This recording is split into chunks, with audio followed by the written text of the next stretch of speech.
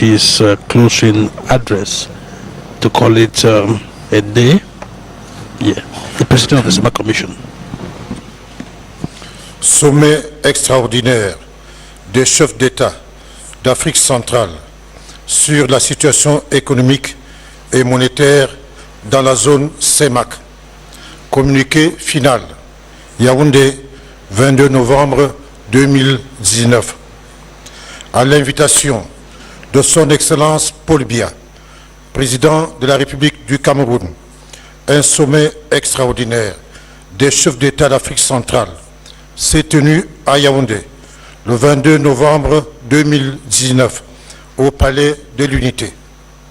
Cette rencontre avait pour objectif d'examiner la situation économique, financière et monétaire dans la zone CEMAC et d'analyser les perspectives des économies de la sous-région.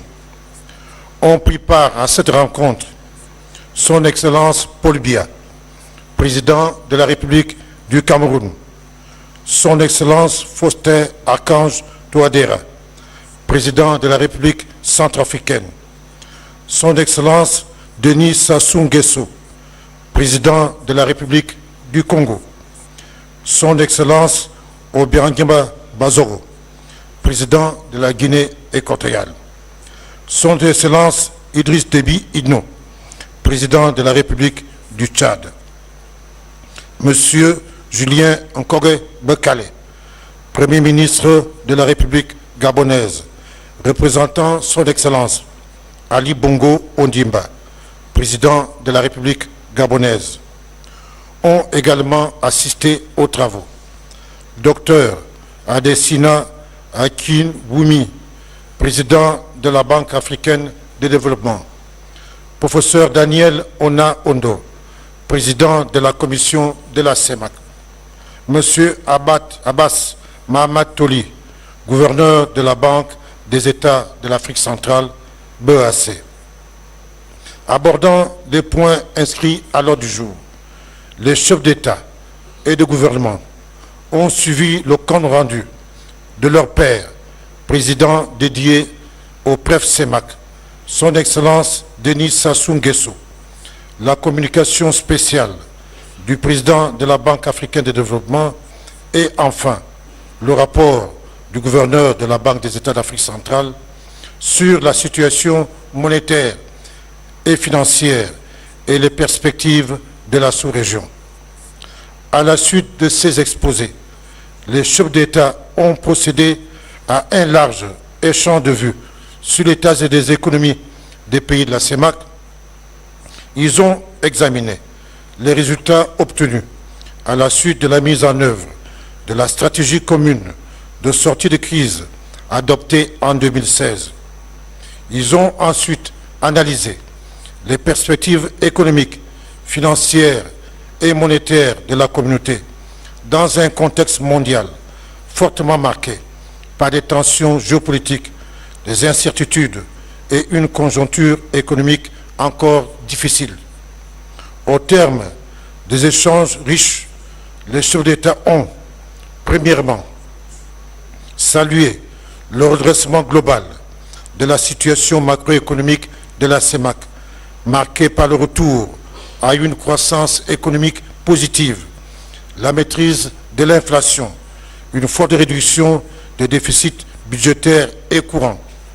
Deuxièmement, relever avec satisfaction la reconstitution des réserves de change communautaires permettant ainsi de préserver le régime de change de parité à parité fixe de la monnaie commune et d'éviter tout ajustement monétaire.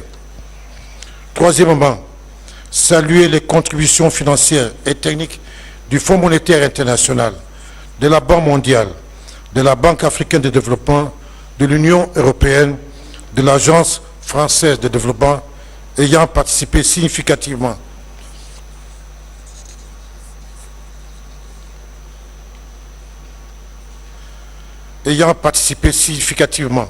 à la réussite du programme de redressement économique de la CEMAC. Quatrièmement, réitérer leur soutien total à la poursuite résolue de la mise en œuvre des mesures pertinentes arrêtées en faveur d'une politique budgétaire soutenable, une politique monétaire appropriée et une coopération internationale renforcée, propice à une relance économique rapide. Cinquièmement, renouveler leur engagement solidaire visant à faire de la CEMAC un espace économique émergent à travers l'accélération de la réalisation des infrastructures d'intégration nécessaires à la promotion d'un développement économique et social inclusif. Sixièmement, décider de poursuivre les réformes institutionnelles et la mise en œuvre de mesures appropriées au sein de la BOAC. Elle devrait concourir durablement à des politiques monétaires efficaces, une application judicieuse, concertée, rigoureuse et améliorée de la réglementation de change communautaire, à la préservation de la stabilité financière et à la consolidation du système bancaire de la zone CEMAC.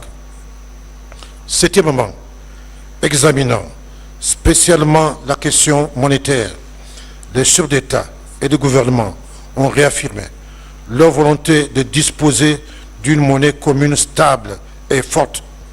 Concernant particulièrement la coopération monétaire avec la France, portant sur le franc CFA, ils ont décidé d'engager une réflexion approfondie sur les conditions et le cadre d'une nouvelle coopération. À cet effet, ils ont chargé la Banque des États d'Afrique centrale, sous la supervision du LUMAC, de proposer dans les délais raisonnables un schéma approprié conduisant à l'évolution de la monnaie commune. Huitièmement, renouveler leur engagement à poursuivre de manière coordonnée la consolidation budgétaire dans chaque État pour un retour maîtrisé à une gestion saine des finances publiques. Neuvièmement, souligner la nécessité d'assurer, avec l'appui technique et financier des partenaires au développement, un traitement approprié des arriérés de paiement et d'accorder une attention particulière à l'impact des dépenses sécuritaires sur les finances publiques des États. Dixièmement, relever la nécessité de préserver la soutenabilité et la viabilité de l'endettement public en privilégiant les financements concessionnels et en favorisant les partenariats publics-privés pour la réalisation des projets d'infrastructure. Onzièmement, renouveler leur engagement pour une approche solidaire, cohérente et concertée dans l'élaboration, en accord avec les partenaires techniques et financiers, de nouveaux cadres de coopération à la fin des programmes économiques et financiers de première génération soutenus par une facilité élargie du crédit du Fonds monétaire international. Douzièmement, solliciter auprès de tous les partenaires au développement une mobilisation accrue des ressources financières en vue de parvenir à l'objectif de transformation structurelle des économies vers une industrialisation plus large.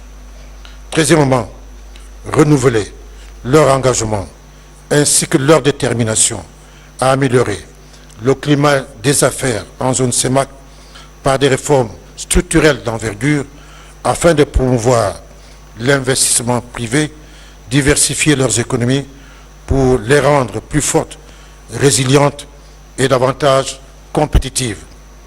Quatrièmement, convenu d'accélérer l'approfondissement de l'intégration pour développer les échanges commerciaux intracommunautaires et préparer la CEMAC à tirer le meilleur profit de la zone de libre-échange continentale africaine.